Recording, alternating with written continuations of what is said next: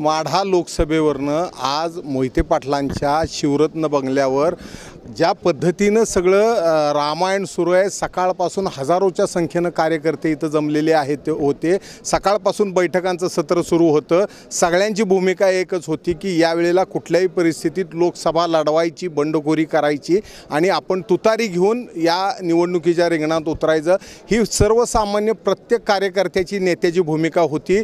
यानंतर ज्या वेळेला आजची दुपारची बैठक झाली त्यावेळेला जे काय वातावरण तापलेलं बघितल्यावर भाजपने त्यांचा जो कोण संकटमोचन असतो ते गिरीश महाजनांना इथं पाठवले। ते आता पोचलेले आहेत। जरी गिरीश महाजन आले तरी त्यांना या सर्व संतप्त कार्यकर्त्यांच्या घोषणाबाजीला सामोरं जावं लागलं होतं।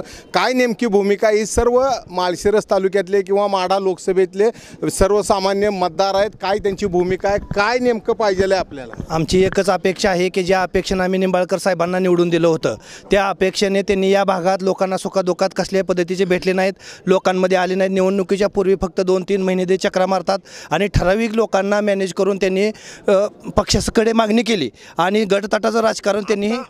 आमची एकच भूमिका आहे की दरीशील मोहिते पाटलांना इथून माड्यातून उमेदवारी पक्षानं द्यायला पाहिजे होती, ती दिली नाही। आम्ही त्या गोष्टीचा रणजित निंबाळकरांचा निषेध करतो।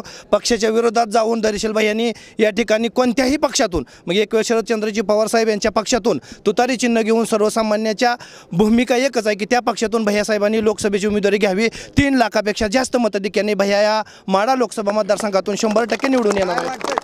आपला माणूस, आपला खासदार फक्त भैयासाहेब लढायला पाहिजे, पक्क लढायला पाहिजे। तुतारी घेऊन अपक्ष कसं पण लढायलाच पाहिजे। 100% धैर्यशील बाह्यांना तिकीट भेटलं पाहिजे माढा मतदारसंघातनं। एवढं करणार आमचा धैर्यशील बाह्यांना कोणतेही कुटुंबी किंवा अपक्ष असेल तरी आम्ही त्यांना फॉर्म भरायला लावणार आणि 3-3.5 लाखाच्या मताधिक्याने निवडून देणार। संघातून मुस्लिम समाजाने 2014ला मोहिते पाटलांना आणि मोहिते पाटील प्रेम म्हणूनच मुस्लिम समाजाने आजपर्यंत मतदान केले।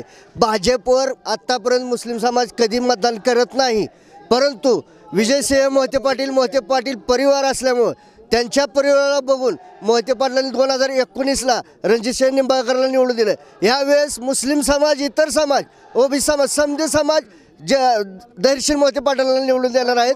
आम्ही आता मोहिते पाटलांनी तुतारी हातात घेतल्याचं काम करणार। आम्ही आता भाजपचं काम आम्ही करणार नाही। भाजपचं काम करायचं नाही का? अजिबात नाही। मोहिते पाटलांनी तुतारी हातात घ्यावी। भाजपचं काम आम्ही अजिबात करणार नाही। फक्त धैर्यशील मोहिते पाटील उमेदवार आमचा असणार आहे। भाजपचा उमेदवार आम्ही पाडणार आहे। फक्त माड्यात निंबाळकरांना काढा, माड्यामधनं निंबाळकरांना काढा, माडा निंबाळकर पाडा, माडा निंबाळकर पाडा, माडा आणि निंबाळकरला गाडा, ही यांची भूमिका आहे आणि याच भूमिकेतून सर्व ही समर्थक आता जल्लोष करत आहेत। काही जरी झालं तर मोहिते पाटलांनी लोकसभेला उतरायचं आहे आणि 2024ची निवडणूक तुतारी घेऊन निवडणूक लढवायची, यांची भूमिका आहे। कॅमेरामन सचिन जाडेचा, सुनील दिवान, एबीपी माझा। एबीपी माझा, उघडा डोळे बघा नीट।